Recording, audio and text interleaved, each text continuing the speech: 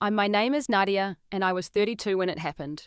The day that was supposed to be the happiest of my life. I remember the excitement, the butterflies, the way my hands trembled as I prepared for the ceremony. Then I caught a glimpse of her, my future mother-in-law, sneaking around. Minutes later, flames erupted from the bridal suite. Elaine stood there watching my wedding dress burn, laughing. "Now you can't marry my son," she sneered. She was still laughing and... Before I tell you what happened next, let me know where you're watching from and hit that subscribe button to follow my journey through this unbelievable wedding day disaster. My life before Jason was comfortable but missing something. I had a stable career at an interior design firm in Chicago, creating spaces that made others happy while my own life felt somehow incomplete.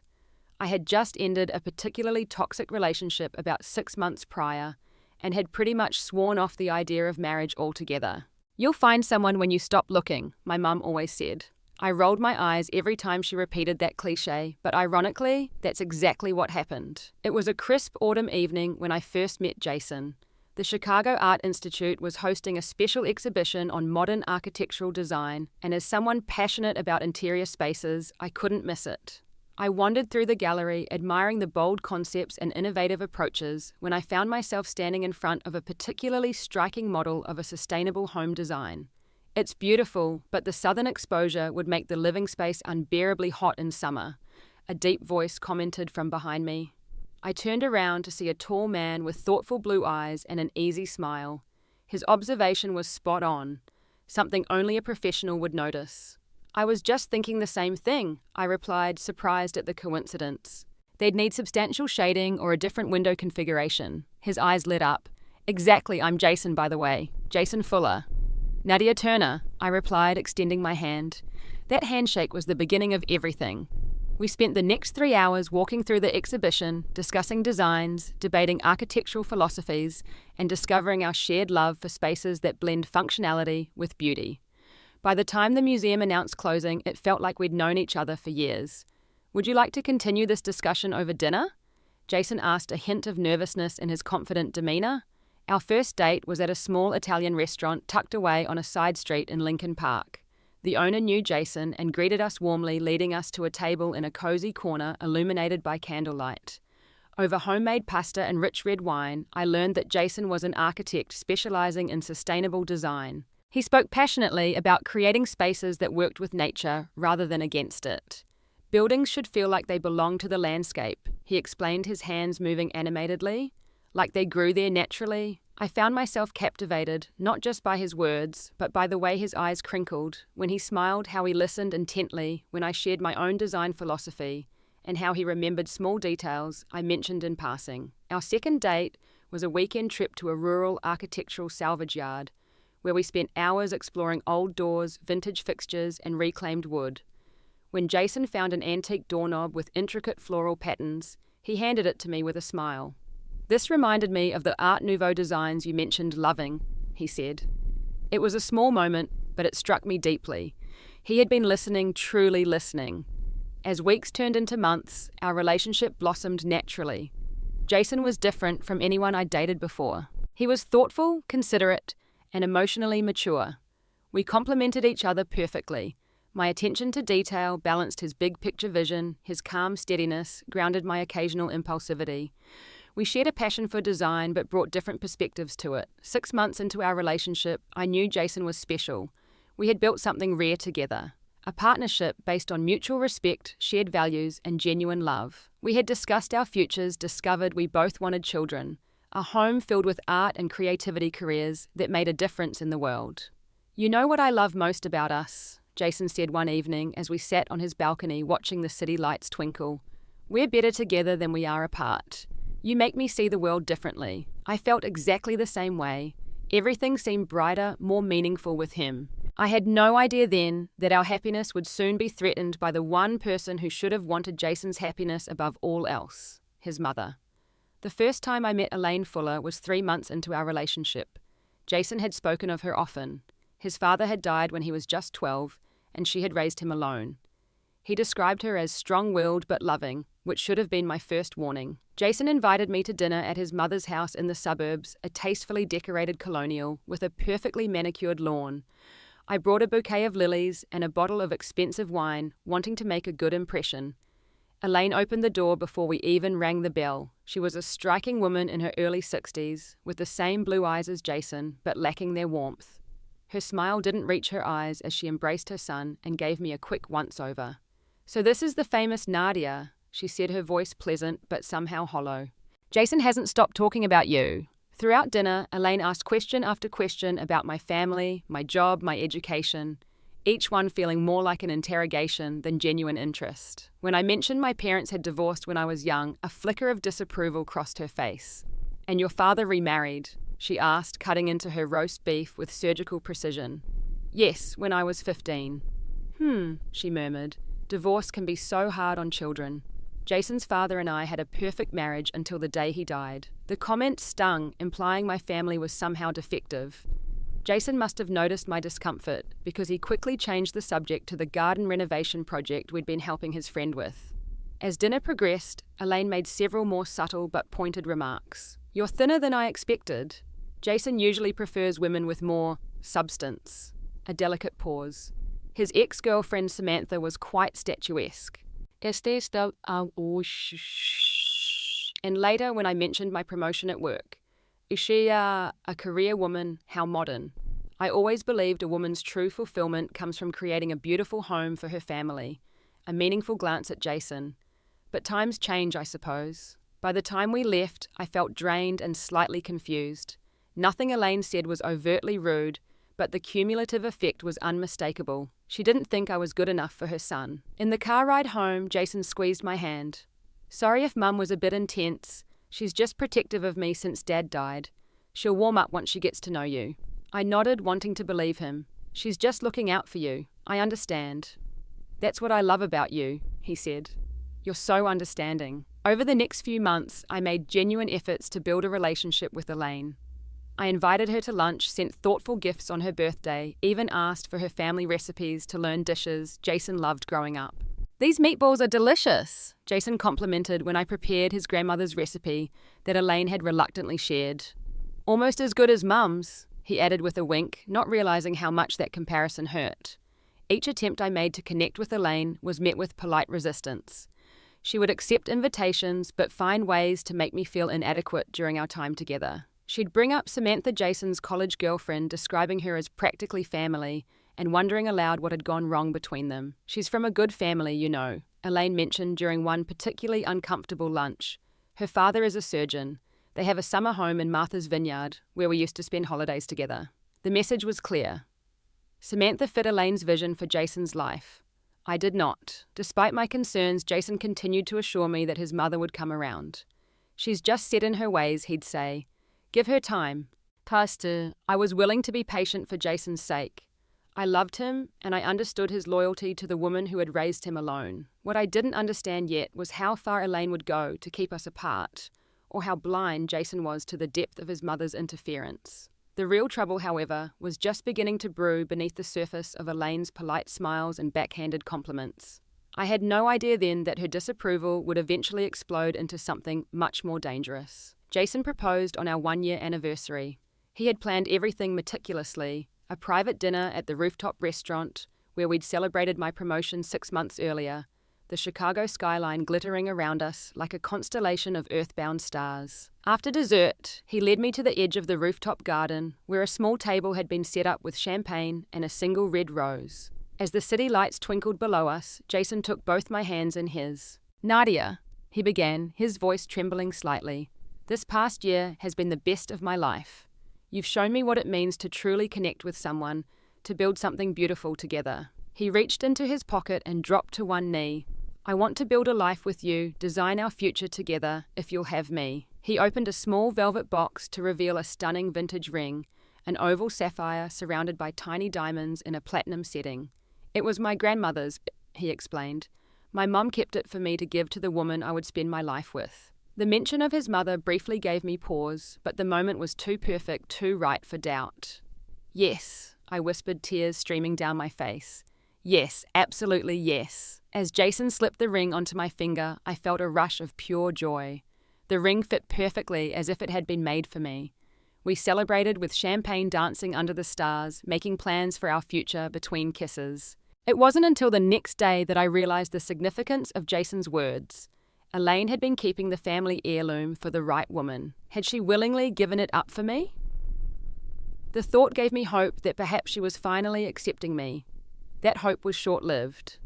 We decided to announce our engagement to Elaine in person. Jason suggested a special dinner at her home, where he would cook his father's favorite meal, a tradition for important family announcements. I spent hours getting ready, choosing a sophisticated blue dress that matched the sapphire in my ring, styling my hair, practicing what I would say to Elaine. I wanted this night to be a new beginning for us. When we arrived, Elaine greeted Jason with her usual affection, then gave me a quick perfunctory hug. If she noticed my careful appearance, she didn't comment. Throughout the appetizer and main course, she chatted about neighborhood gossip, her garden club, and a recent trip to visit her sister in Michigan, never once asking about our unusually formal appearance or the reason for the special dinner. Finally, as Jason served the dessert, his father's favorite apple pie, he reached for my hand across the table. "Mom," he said, his voice filled with excitement. "We have some news. Last night I asked Nadia to marry me and she said yes." I extended my left hand, the sapphire catching the light. For a brief moment, something dark flashed across Elaine's face before she composed herself. "I see," she said, placing her fork down carefully. "That's certainly sudden." "We've been together a year, Mom," Jason reminded her gently. She nodded, studying me with an unreadable expression. "And you're sure about this decision? Jason, marriage is a serious commitment. Forever in our family." Twice, the emphasis on our family wasn't lost on me. "I've never been more certain of anything," Jason replied firmly. Elaine took a slow sip of her wine, then placed the glass down with deliberate precision. "Well then," she said, her smile not reaching her eyes, "I suppose congratulations are in order." She didn't get up to hug us, didn't ask to see the ring up close, didn't inquire about wedding plans or offer any motherly advice. Instead, she efficiently changed the subject to a problem with her kitchen renovation, effectively dismissing our life-changing news. As we drove home later that night, Jason was unusually quiet. "She'll come around," he finally said, more to himself than to me. "She just needs time to process it." I squeezed his hand, not trusting myself to speak. The coldness of Elaine's response had hurt more than I wanted to admit. Over the following weeks, Elaine's behavior shifted in subtle but unmistakable ways. She began calling Jason several times a day, often when she knew we were together. There were sudden emergencies requiring his immediate attention. A leaky faucet, a strange noise in her attic, a computer problem that couldn't wait. She began showing up at his office unannounced, with homemade lunches, just like when you were little, effectively cancelling his lunch plans with me or colleagues.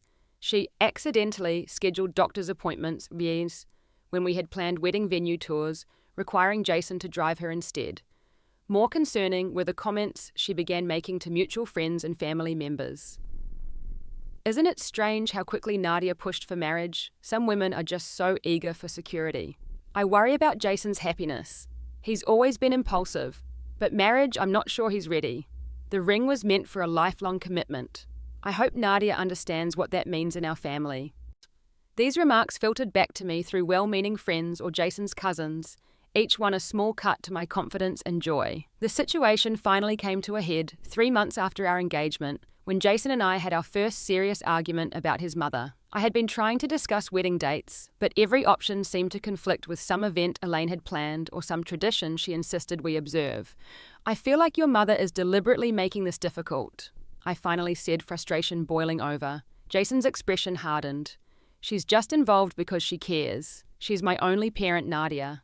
I understand that, but some of these traditions seem made up. Last week it was that we can't get married in June because it's bad luck in your family, but now May is also off limits because it's when your parents got engaged. Mum remembers these things better than I do," Jason defended. "And is it so wrong that she wants to be involved in her only son's wedding?" "Involved is one thing, Jason. Taking over is another. And the comments she makes about me to your family, she doesn't mean anything by those. You're just sensitive because you're stressed about wedding planning." The dismissal stung. "This isn't about being sensitive. Your mother told your aunt that she's reserving judgment on whether our marriage will last." Jason ran his hands through his hair in frustration. "What do you want from me, Nadia? She's my mother. I can't cut her out of my life." "I would never ask that," I said quietly.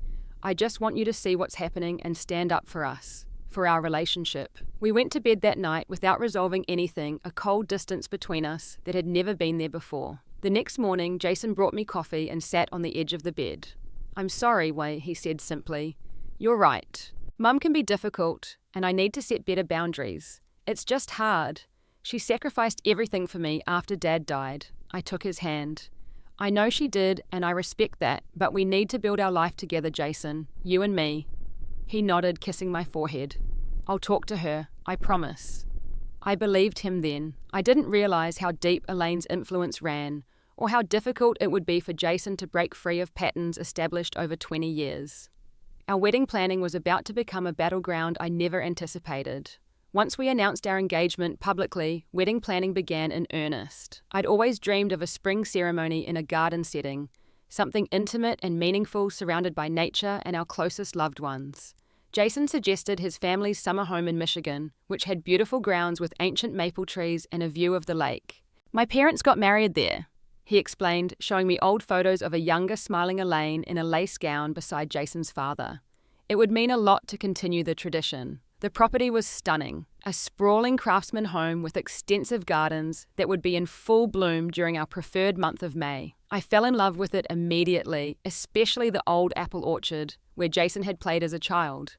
We could have the ceremony under that big maple tree, I suggested, and the reception on the stone patio overlooking the lake. Jason's eyes lit up. It's perfect, just like I always imagined. When we shared our plans with Elaine, her reaction was surprisingly positive. The family property, how appropriate, she nodded, though I always pictured Jason getting married in St. Michael's Church where he was baptized. We'd like an outdoor ceremony, Jason explained gently, something that reflects our connection to nature and design. Well, Elaine sighed. I suppose traditions change. I'll need to be heavily involved in the planning, of course, since it's my property and I know all the local vendors. I had hoped to work with a wedding planner friend from Chicago, but I conceded this point to keep the peace. That would be helpful, Elaine. Thank you. Over the next few weeks, what had started as a simple, meaningful ceremony began to transform under Elaine's influence. The guest list, which Jason and I had wanted to keep to 50 close friends and family, somehow expanded to over 150 people. But who is Mrs. Harrington from your bridge club? I asked, reviewing the latest additions. She's practically family, Elaine insisted.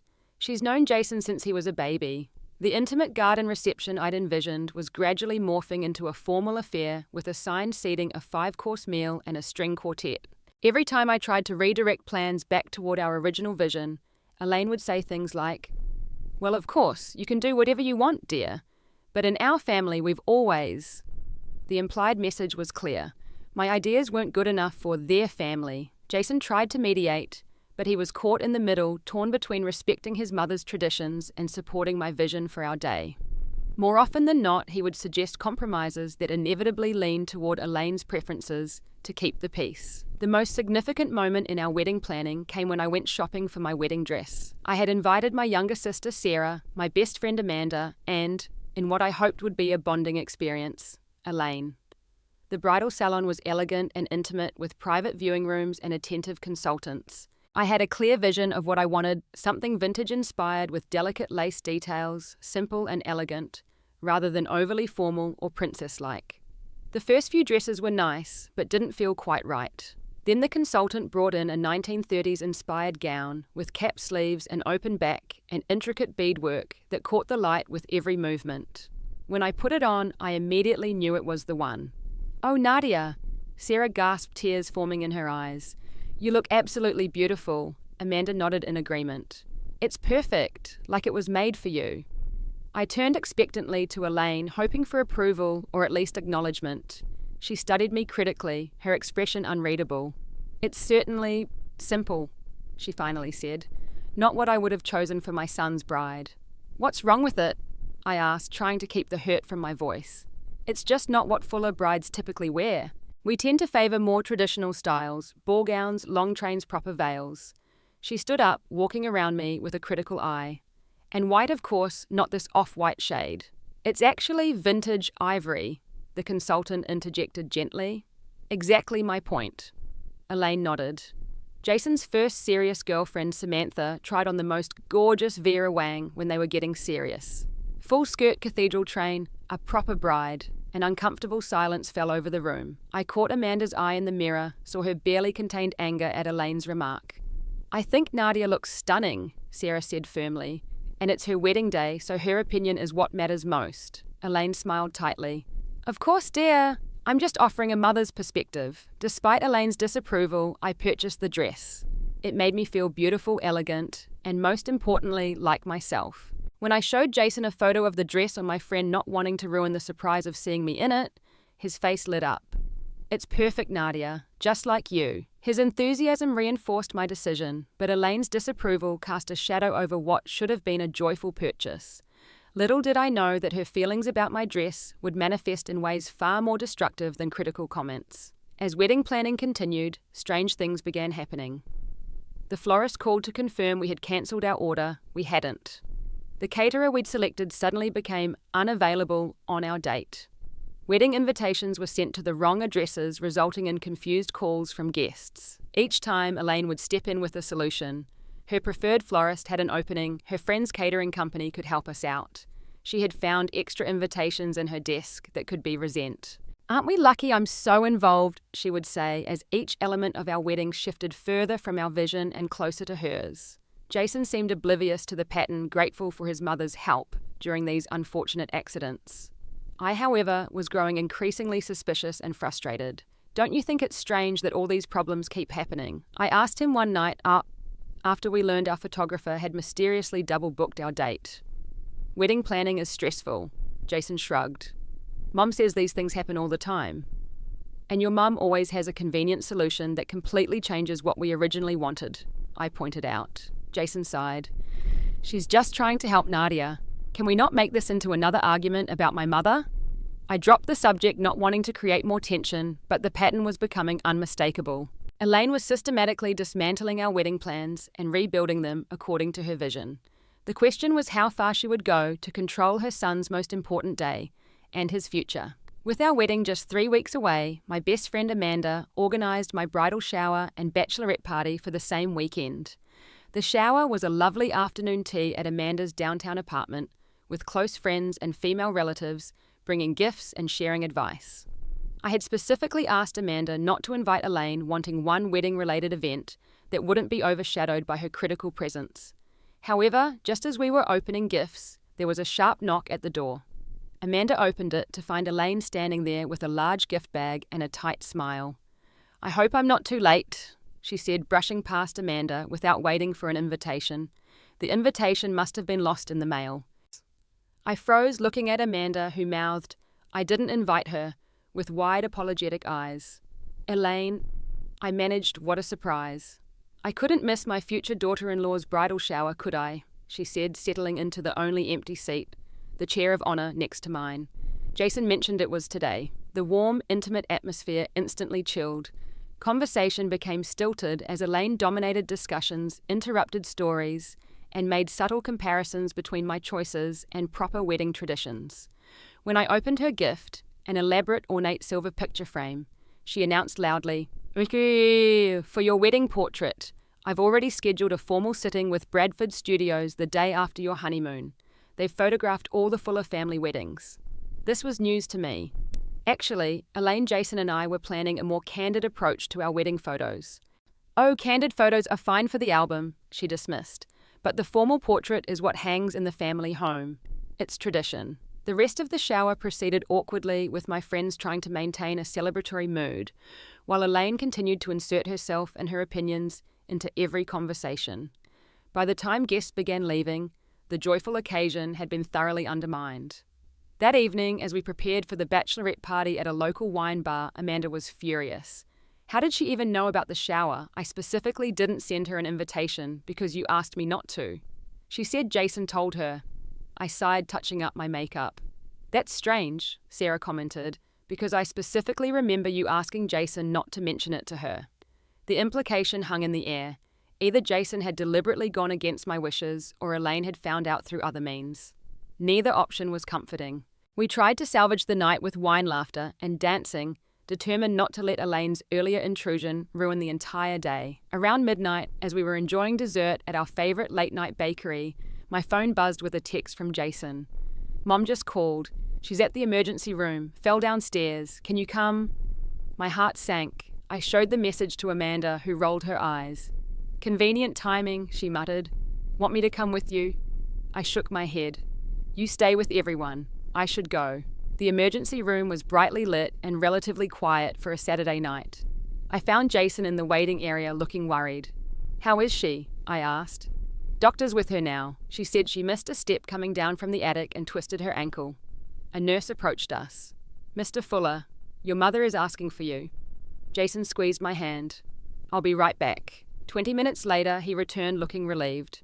"Just a mild sprain. She'll need to stay off it for a few days." When we were finally allowed to see Elaine, she was sitting up in bed, her ankle lightly wrapped, looking remarkably composed for someone who had just had an accident. "Nadia," she said, her voice weak, but with a hint of satisfaction, "you didn't need to leave your party for little old me."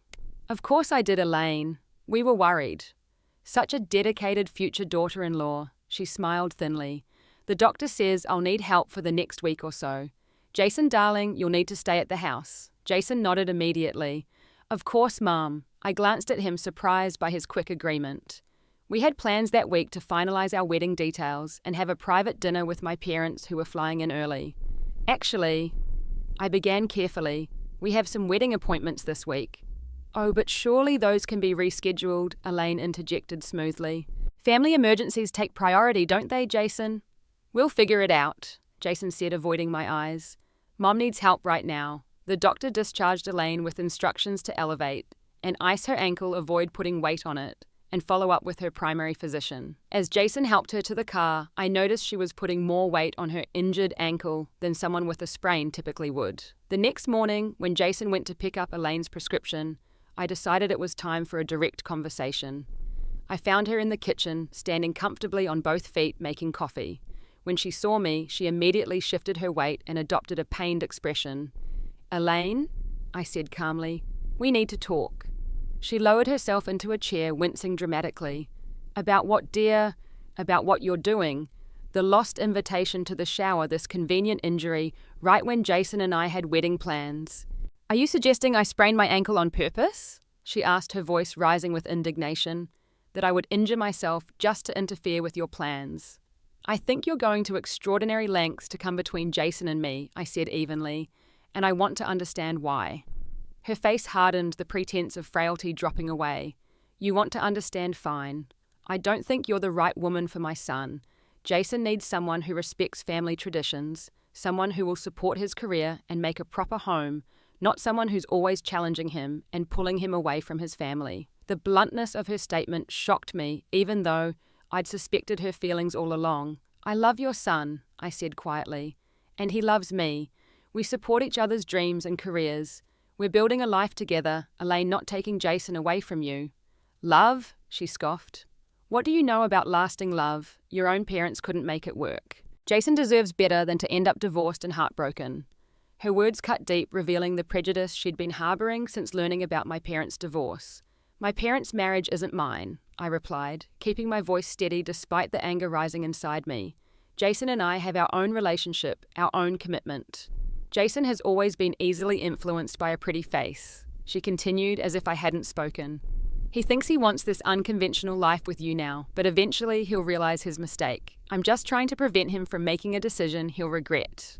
By sabotaging our wedding, by manipulating him with fake emergencies. I'm protecting my son," she insisted. "And if you really loved him, you'd want what's best for him too." "I do want what's best for him. To be happy to make his own choices, to live authentically." "You want what's best for yourself," she countered. "Jason was perfectly content before you came along with your modern ideas and disregard for tradition." Before I could respond, we heard the front door open as Jason returned. Elaine immediately rearranged her features into a mask of suffering and shifted her position to appear more uncomfortable. "I won't stand in the way of this wedding," she said quietly, her voice suddenly threaded with warning. "But don't think for a moment that I'll make it easy." When Jason entered the kitchen, he found us in seemingly civil conversation, Elaine asking about my bachelorette party as if our confrontation had never happened. But the lines had been drawn. Elaine had declared her intentions, and I now understood that she would do whatever it took to prevent our marriage. What I didn't know was just how far she would go, or that Jason would be forced to make a choice more difficult than either of us could imagine.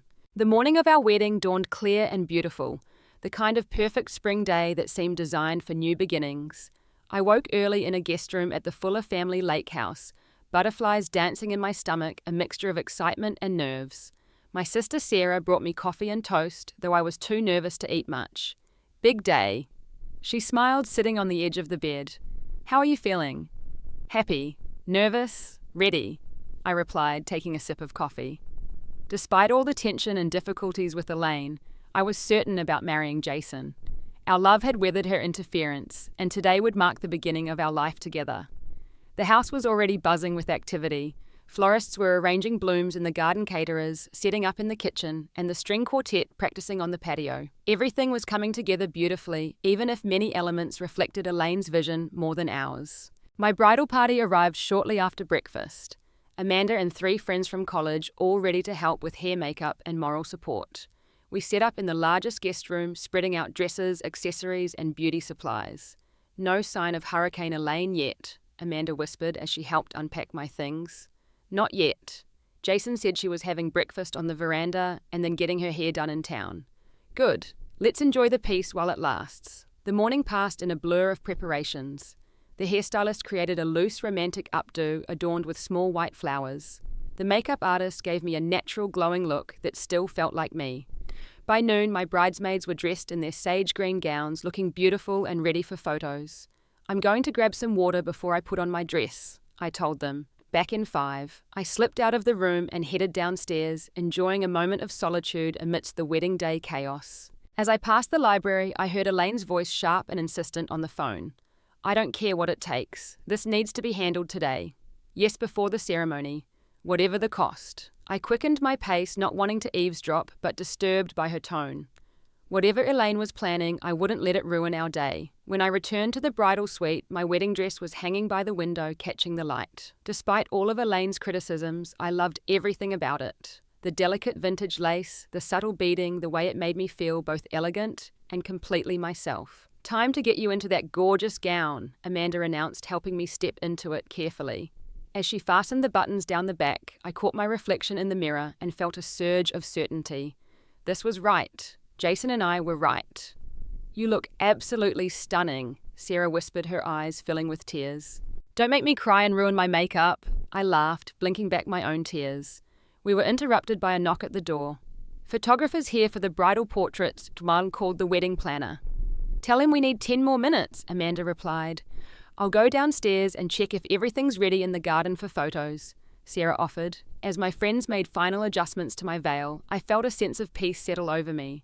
In just a few hours, Jason and I would be husband and wife, beginning our journey together officially. I'm going to run to the bathroom before photos, I told them. The last thing I need is to have to go in the middle of the ceremony. Good thinking, Amanda nodded. We'll finish gathering your something old, new, borrowed and blue. I slipped out of the room and headed down the hall to the bathroom. On my way back, I decided to take a quick peek at the ceremony space from the upstairs window that overlooked the garden. Everything looked perfect. White chairs arranged in neat rows, an arch of greenery, and white roses, where we would say, our vows guests beginning to arrive in their finery. As I turned to head back to the bridal suite, I caught a glimpse of movement in the corridor below. Elaine was walking quickly, looking over her shoulder as if to ensure no one was watching. There was something in her hand, a small red container. My stomach tightened with apprehension as I watched her slip into the bridal suite. Without thinking, I rushed down the back staircase, moving as quickly as my dress would allow. As I approached the bridal suite, a sharp chemical smell reached my nostrils. Then I heard it, a distinct whoosh followed by Elaine's gasp of satisfaction. I pushed the door open to a scene of horror. My wedding dress, the one I was currently wearing, had a twin hanging on the mannequin where we'd placed it for photos, and it was engulfed in flames. Elaine stood before it, an empty gas can at her feet and a lighter in her hand, her face illuminated by the fire's glow. For a moment we both froze in shock, me at the doorway in my dress, her beside its burning duplicate. Then Elaine's surprise transformed into cold fury. "You're supposed to be downstairs," she hissed.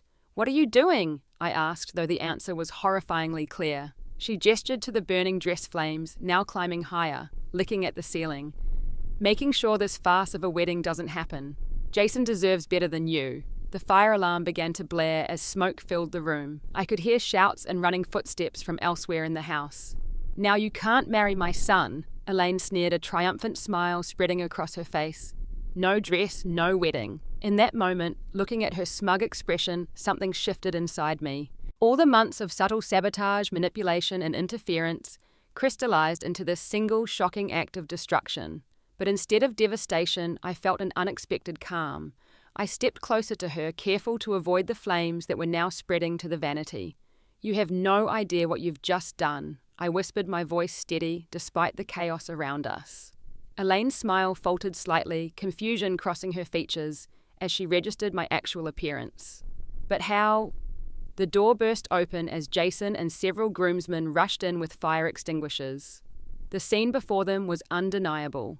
Elaine standing beside the burning wedding dress lighter, still in hand, the empty gas can at her feet. "Mom?" Jason's voice broke with disbelief. "What have you done?" Elaine turned to her son, her expression morphing from triumph to desperation. "Jason, I can explain. This isn't what it looks like." "It's exactly what it looks like," I said quietly. "Your mother tried to stop our wedding by burning my dress. But you're wearing it," Jason said, confusion evident as groomsmen worked to extinguish the fire. "That was the backup dress," Amanda explained, appearing in the doorway. "We kept it on the mannequin for photos. Nadia had just put on the real one when we smelled smoke." The realization of what had happened, and what could have happened if I'd been in the room when Elaine set the fire, washed over Jason's face. He stared at his mother with a mixture of horror and heartbreak. "How could you do this?" he asked, his voice barely audible over the dying flames and blaring alarm. Elaine reached for him, her composure cracking. "I was protecting you, Jason. She's not right for you, for our family. I knew you were making a mistake." "The only mistake," Jason interrupted, his voice hardening, "was believing you would ever accept the woman I love." He turned to one of his groomsmen. "Mike, please escort my mother off the property." "Jason, you can't mean that," Elaine gasped. "I do mean it. You could have hurt someone. You tried to ruin the most important day of our lives." He took a shaky breath. "I love you, Mom, but I won't let you destroy my future with Nadia." As Mike gently but firmly led a protesting Elaine away, I approached Jason, taking his trembling hands in mine. "Are you okay?" I asked softly. He shook his head, tears in his eyes. "I'm so sorry, Nadia. All this time I didn't want to believe. I should have seen what she was doing." I squeezed his hands. "We're both okay. That's what matters." Around us, the chaos began to organize itself. The fire was out, though the acrid smell of smoke and chemicals lingered. The wedding planner was already coordinating with staff to move the remaining preparations to the garden house, away from the smoke damage. Amanda approached us, practical as always. "The backup dress is gone, but we can still salvage this. The ceremony space is untouched. The guests are being told there was a small kitchen fire, nothing to worry about." I looked at Jason, searching his face. "Do you still want to do this today? We can postpone if you need time." He straightened, a new resolve in his eyes. "I want to marry you today more than ever. If you still want to marry into this family after what just happened..." "I'm not marrying your family," I smiled. "I'm marrying you." As our friends helped clean up and reorganize, I realized that Elaine's desperate act had actually cemented something important. Jason's commitment to me, to us above all else. For the first time since our engagement, I felt truly secure in his love and his ability to prioritize our relationship. The wedding ceremony would proceed perhaps not exactly as planned, but with a newfound strength and clarity that would serve us well in the years to come. Despite the morning's dramatic events, our wedding ceremony began only 30 minutes behind schedule. The garden looked magical in the late afternoon light, white roses and greenery adorning every surface, guests seated in neat rows beneath the old maple tree. I stood at the back of the aisle with my father, my heart racing, not from nerves, but from the pure joy of seeing Jason waiting for me at the altar. He looked handsome in his grey suit, his eyes fixed on me with such love and certainty that everything else, the chaos, the smoke, the betrayal, faded away. "Ready, sweetheart," my father whispered. "More than ever," I replied, squeezing his arm. As the string quartet began playing our chosen piece, I walked toward my future, each step feeling right and true. Jason's face lit up as I approached, tears glistening in his eyes. "You are breathtaking," he mouthed as I reached him. The ceremony itself was beautiful in its simplicity. We exchanged traditional vows enhanced with personal promises that reflected our journey together. When Jason pledged to choose you every day above all others, the words carried special weight after the morning's events. As we exchanged rings, I glanced at the back row where Elaine sat, escorted by Jason's uncle Thomas, who had convinced Jason to allow her to attend the ceremony but not the reception. Her face was a mask of composure, but her eyes revealed her inner turmoil. For a brief moment, I felt a flicker of compassion for her, a woman so afraid of losing her son that she was ensuring exactly that outcome. "By the power vested in me," the officiant proclaimed, "I now pronounce you husband and wife. You may kiss the bride." Jason pulled me close, his kiss a promise and a new beginning. As we turned to face our cheering guests, I caught a glimpse of Elaine slipping away, shoulders hunched in defeat. The reception was everything we'd hoped for. Joyful, intimate, filled with laughter and dancing under the stars. Without Elaine's oppressive presence, Jason seemed lighter, more carefree than I'd seen him in months. He rarely left my side, introducing me proudly as "my wife" to everyone we greeted. Late in the evening, as we shared a quiet moment away from the celebration, Jason took both my hands in his. "I need to tell you something," he said seriously. "What my mother did today was unforgivable. I want you to know that I see clearly now. The manipulations, the interference, all of it." "Jason." "No, let me finish. I've set up boundaries with her that should have been established long ago. She won't be part of our lives until she can genuinely accept you as my wife and treat you with the respect you deserve." The decision clearly pained him, but his certainty was unwavering. "I don't want to come between you and your mother," I said gently. "You didn't. She did that herself." He squeezed my hands. "My priority is our marriage, our future together. I won't let anyone threaten that, not even her." We rejoined the party, dancing until midnight before departing for our honeymoon suite amid a shower of rose petals. The next morning, we left for 2 weeks in Italy, a deliberate choice to put physical distance between ourselves and the wedding day drama while we began our married life. Those 2 weeks were healing in ways I hadn't anticipated. Away from family pressures and wedding stress, Jason and I reconnected with the easy harmony that had characterized our early relationship. We explored ancient ruins, savored incredible food, and spent long evenings planning our future together. "I was thinking," Jason said one night, as we sat on our hotel balcony overlooking the Amalfi Coast, "we should look for a house farther from my mother's neighborhood. Are you sure you've always talked about wanting to live close to family?" "Yes." He nodded firmly. "Healthy distance seems wise right now. Plus, I saw a property listing in that neighborhood you love, the one with the community garden and bike paths." The gesture touched me deeply, a concrete sign of his commitment to our fresh start. When we returned home, the real work began. Jason maintained limited contact with his mother while she underwent therapy, a condition he'd set for any future relationship. I supported his decision while giving him space to process his complex feelings about her betrayal. For 6 months, our lives settled into a new normal. We bought our first home together in the neighborhood. Jason had mentioned combining our design aesthetics into a space that felt uniquely ours. Our careers flourished, and we began discussing starting a family in the next few years. Then on Christmas Eve, a small package arrived from Elaine. Inside was a handwritten note and a delicate silver ornament in the shape of a house. "I know I've lost the right to be part of your home," the note read. "I cannot undo the harm I've caused, but I am working to understand my actions and change. When, if, you're ever ready, I would like the chance to apologize in person to both of you." Jason stared at the note for a long time before carefully hanging the ornament on our tree. "Do you think people can truly change?" he asked quietly. I considered my answer carefully. "I think they can if they genuinely want to, but it takes time and consistent effort." "I'm not ready to let her back into our lives," he admitted. "Not yet." "That's okay. There's no timeline for healing." Over the next 2 years, Elaine's journey to make amends unfolded in small, consistent steps. She respected our boundaries, sent occasional notes of support without expectations, and continued her therapy. When we announced my pregnancy 18 months after our wedding, her response was a simple card with a baby blanket she'd knitted, no strings attached. Slowly, carefully, we began rebuilding a relationship. Different from before, with clear boundaries and new understanding. The first time Elaine held our daughter, tears streaming down her face as she promised to be the grandmother this child deserved, I saw genuine change in her. Our path to healing wasn't without setbacks. Old habits occasionally resurfaced, triggering painful memories. But each time, Elaine took responsibility rather than making excuses, and Jason remained firm in prioritizing our family's well-being. Looking back now, 5 years after that dramatic wedding day, I can see how the experience ultimately strengthened our marriage. Jason and I learned early to stand united against external pressures. We developed skills in setting boundaries, communicating honestly, and prioritizing our relationship that many couples take decades to master.